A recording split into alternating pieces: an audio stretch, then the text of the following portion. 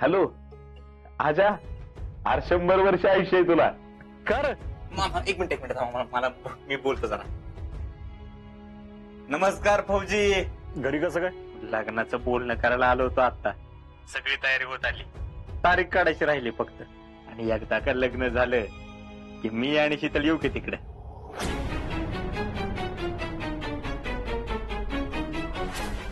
म्हणजे मी आणि जयश्री, तुम्ही आणि शीतल, म्हणजे आम्ही दोघं तुम्ही दोघं संपूर्ण काश्मीर फिरू. बरं तुम्ही या बर का, वाट बघतोय. आणि तुम्ही नाही आलात तर मग आम्ही लग्न पुढे ढकलतो. अहो नाही पुढे कशाला, ना मी बोलते. हॅलो अजिंक्य, सुट्टीचा अर्ज आत्ताच करून ठेवा तुम्ही. काय म्हणले? करून ठेवलाय वे? अगं बाई बरं झालं. अहो जयश्री बी तीच म्हणत होती, आता करून ठेवलाय म्हणल्यावर काय बरंच झालं बघा. अहो मामी ऐका, मी काश्मीरमध्ये असणार आहे, मला नाही मिळणार सुट्टी. काय म्हणताय? असं म्हणताय वे? चालतंय आम्ही करतो बघा, तयारी करतो. हा या मग तुम्ही. ठेवा तयारीला लागा म्हणले. वा आता एवढं तुम्ही सांगितलंय तर येतोच म्हणले बघा. वा, सगळं चांगलं झालं म्हणायचं. फक्त राहिला प्रश्न ते आमच्या घरच्या कामाचा. अहो कामाची काय सुद्धा काळजी करू नका तुम्ही. लग्नाची सगळी तयारी शीतल करेल की पुढे होऊन.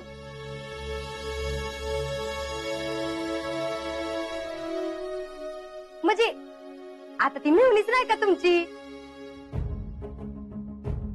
आणि तुम्ही बिंदास काम सांगा तिला, ती करेल की.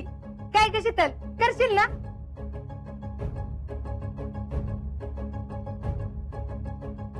आणि तुमचं घर आणि आमचं घर आता काही वेगळं आहे का?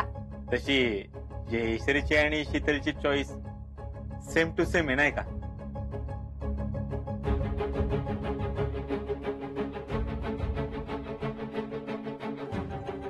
म्हणजे आवड निवड एकच आहे असं म्हणायचंय त्यांना.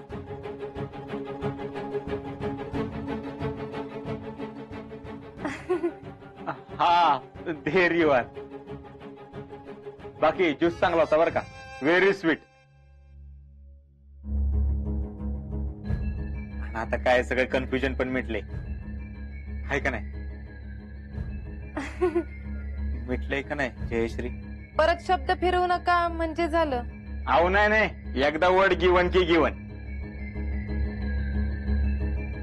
बाकी मला काही मदत लागली तर कळवतो.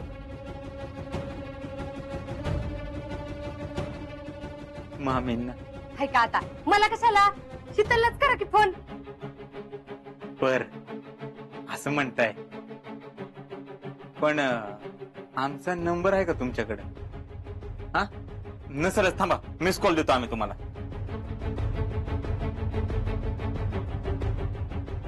हा बघा बरं.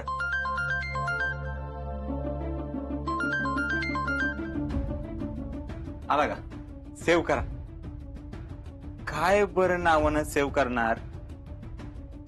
हा आता मामी मगाशी म्हटल्या मिवणी.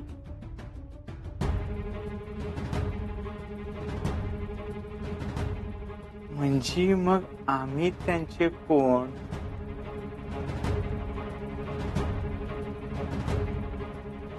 दाजी. दाजी नावानं सेव्ह करा. दाजी. DAAJ.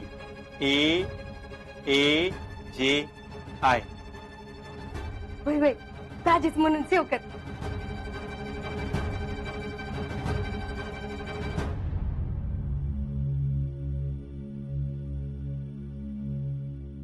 बरं ओके. येऊ का? जीजे येतो ग. असू दे असू दे. सुखी राहा. आता काय तुमचा आशीर्वाद म्हणल्यावर सुखी राहणारच की. होय. चला.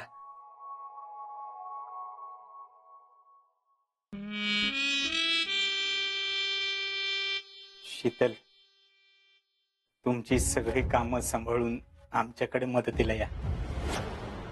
नाही काय आता हे पण घर तुमचंच आहे. हा, मला पाहिजे तेव्हा केव्हा पण या, आमची काय हरकत नाही. येऊ का? चला. मामा चल.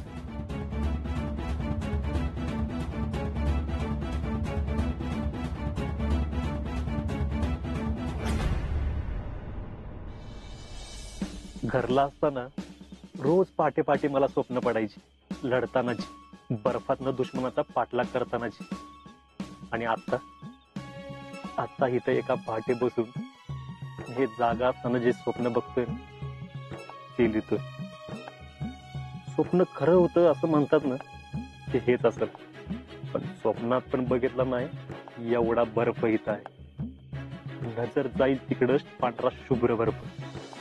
एनसीसी, आर्मीत येण्यासाठी केलेली तयारी, ट्रेनिंग सेंटर, सगळीकडे आजवर मी जे काही शिकलो, जे काय ऐकलं, त्या सगळ्यापेक्षा इथं लईच वेगळं वाटतंय. खरा फौजी होणं काय असतं हे इथं बॉर्डरवर उभं राहून, डोळ्यात तेल घालून, पेट्रोलिंग केल्याशिवाय कोणालाच कळणार नाही. आजवर सह्याद्रीच्या कडेकापरीत लई फिरलो, गडकोट पालथी घातली, डोंगरातल्या पाय वाटा तुडवल्या. सह्याद्री किती जरी म्हणला ना तरी आपला वाटतो, ओळखीचा वाटतो. पण इथं तसं नाही. इथला निसर्ग तकवणार आहे. इथं कायम सतर्कच राहिलं पाहिजे, कायम काळजी घेतली पाहिजे.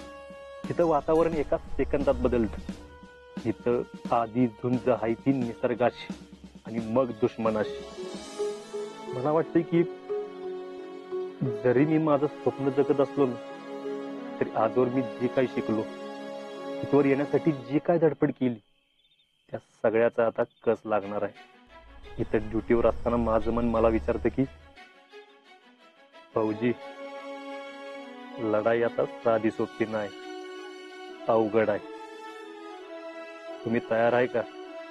मला वाटतं मी तयार आहे.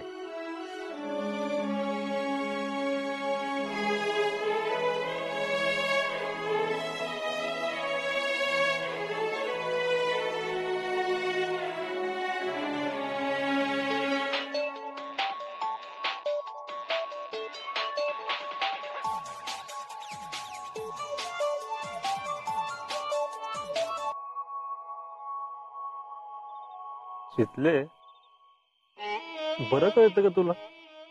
काय हो? हेच मी सजनी संघ बोलत होतो ते. हा मग कळणारच की.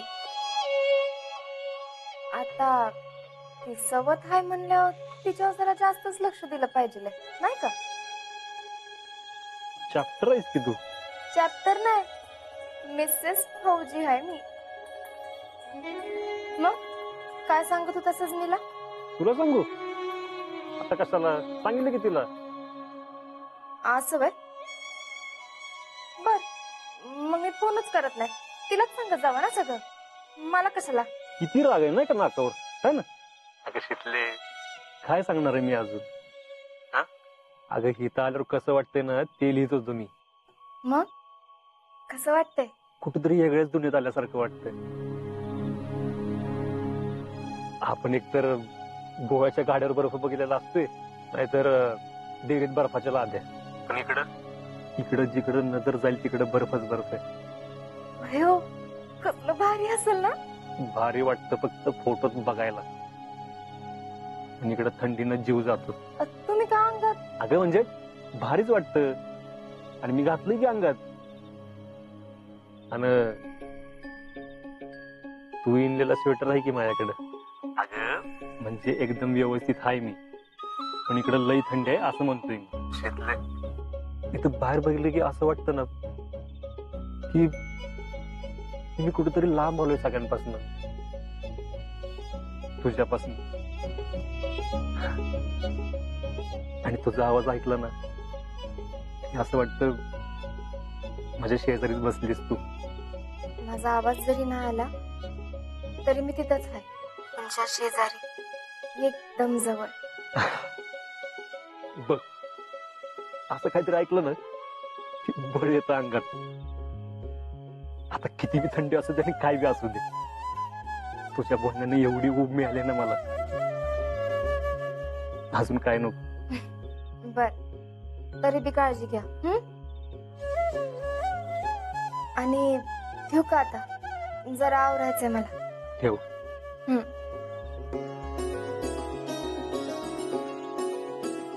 भाऊजी, तुमच्या पुढे जसं नवं आव्हान आहे तसंच माझ्या पुढे बी आहे.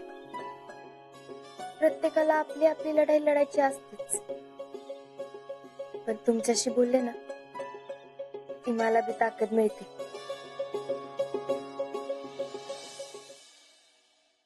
तात्या, वर्गणी मिळाली आहे तुमची. ठीक आहे, 1000. या सचिन भाऊ. राहुल शेठ, वर्गणी करा. किती रुपये? 1000 रुपये फक्त.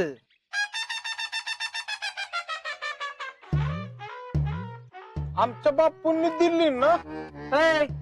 बापूंची वेगळी आणि तुझी वेगळी. असं काय नाही, आमचं सेम आहे. आमचं सगळं मिटलं आता. मिटलं काय नाही, हे दुकान वेगळे ते दुकान वेगळे.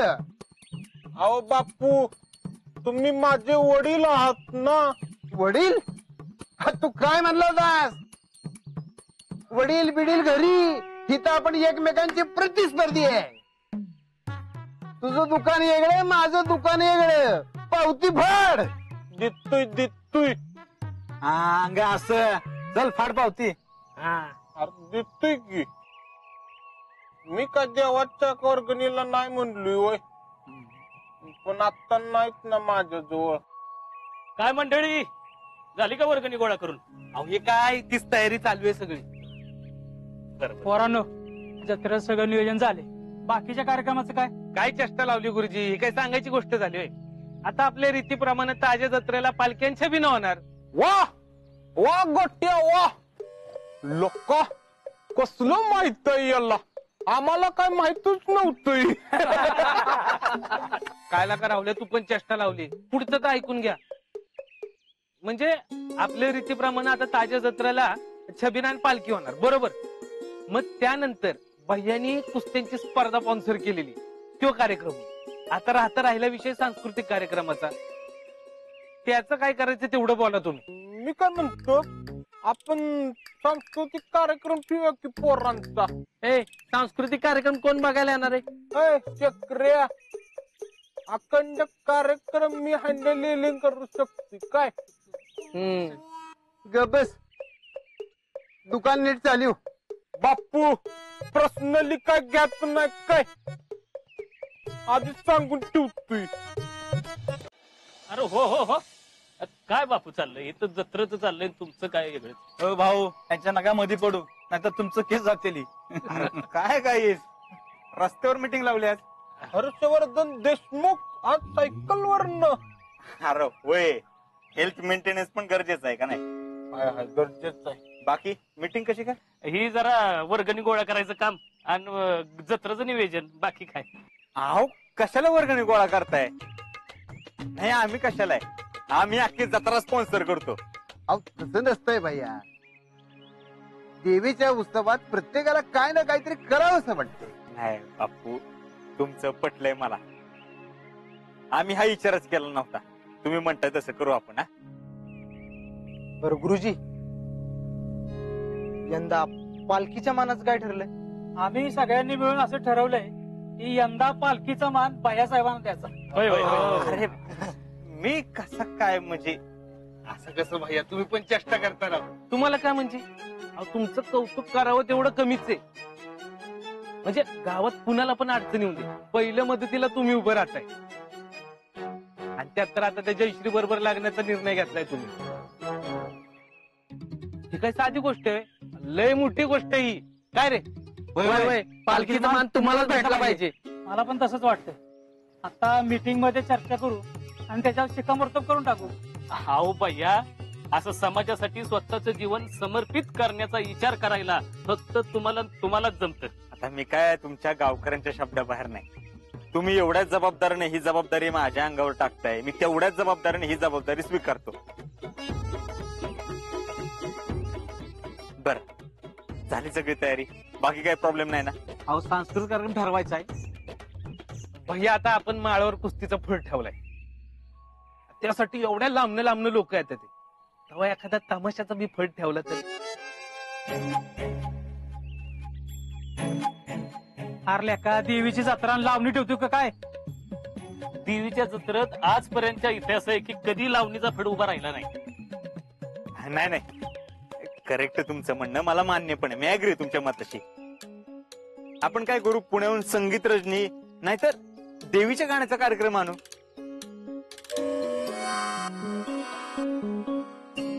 बाहर से लोग आके कार्यक्रम करेंगे ओए, तो गांव में जो मेगा स्टार है वो नहीं दिखाई देता क्या आपको? कोण कोण? नाही नाही, कोण? मीच की. ए लय कंबर हलवू नकोस, मोडेल. बापू, तुमने मेरा अभी डांस नहीं देखा. जब डांस देखोगे तो बार बार वंस बोर बोलोगे. राहुल शेठ, लागा की तयारीला तुम्ही. तुमचा आवडला डान्सर देऊ संधी. आवडला तर म्हणजे कुणाला आवडला तर? टॅलेंट जज म्हणून ठेवू. हा? त्याला आवडला तर ठेवू, नाहीतर नाही. तो टॅलेंट डान्स करतोय. आधी तुझा डान्स बघू आणि नंतर मग ठरवू. मी काय म्हणतोय, म्हाताऱ्या माणसांसाठी आपण भजन ठेवलं तर चालतंय की. भजन पण ठेवूयात आणि लहान पोरांच्या डान्सच्या स्पर्धा ठेवूयात. बर बर बर, मग काय डन समजायचं का सगळं? लहान पोराचा डांस चलेगा लेकिन मेरा नहीं. मेरे कॉन्फिडेंस को ललकारा है. अब तो मैं डांस करके ही रहूंगा.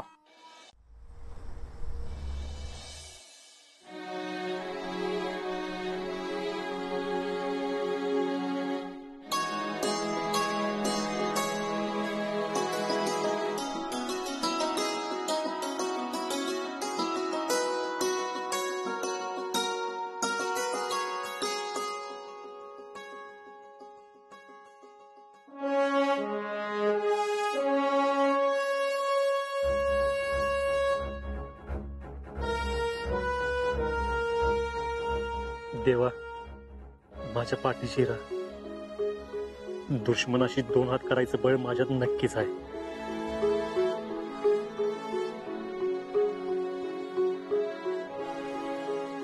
तुम्हा सगळ्यांना हॅपी दसरा.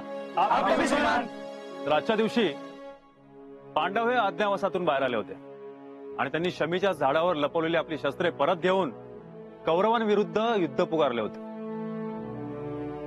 तर आपण आज इथे सर्वच पांडव आहोत, क्योंकि हमारी लढाई भी बुराई के खिलाफ ही है. आणि इथे तर आपला शत्रू छुपे हल्ले करण्यासाठी ओळखला जातो आणि म्हणून त्यांच्याशी लढताना आपल्याला नेहमी सतर्क राहिलं पाहिजे. मला तुम्हाला सगळ्यांना एक प्रश्न विचारायचा आहे. एका फौजीसाठी त्याच्याजवळ असणारं सगळ्यात महत्वाचं शस्त्र कुठलं? रायफल श्रीमान. हैंड ग्रेनेड श्रीमान. सर, राइफल या मशीन गन की गोलियां, हैंड ग्रेनेड ये खत्म हो सकते हैं सर, लेकिन नाइफ के बारे में ऐसा कहा नहीं जा सकता. इसलिए सभी हथियारों के साथ नाइफ भी महत्वपूर्ण है श्रीमान. अजून कोणी? तुम्हा सगळ्यांचं उत्तर चुकलंय. अजिंक्य. सर, फौजी का दिमाग सबसे महत्वपूर्ण हथियार होता है श्रीमान. जोरात बोल अजिंक्य, सगळ्यांना ऐकू गेलं पाहिजे. फौजीची बुद्धी श्रीमान. एक्झॅक्टली. लक्षात घ्या, हे सगळ्यात महत्वाचं आहे. आपला माइंड जर शार्प असेल तर आपण कुठल्याही हत्याराशिवाय दुश्मनला संपवू शकतो. आज मी रायफल्स आणि मशीन्स गन बद्दल तुम्हाला काही गोष्ट शेअर करणार आहे. मी जेव्हा आर्मीमध्ये भरती झालो होतो तेव्हा आमच्या सिनियर्सने ही गोष्ट सगळ्यांना शेअर केली होती. गोळी चालवायला जितकी ताकद लागते ना, त्यापेक्षा जास्त ताकद ही गोळी न चालवायला लागते. और अगर दुश्मन हम पर हमला करे तो उसे ऐसा मुंह तोड़ जवाब देना चाहिए कि वो वापस हमला करने से पहले 1000 बार सोचे. समझला? जी श्रीमान. गुड. बोलो भारत माता की जय.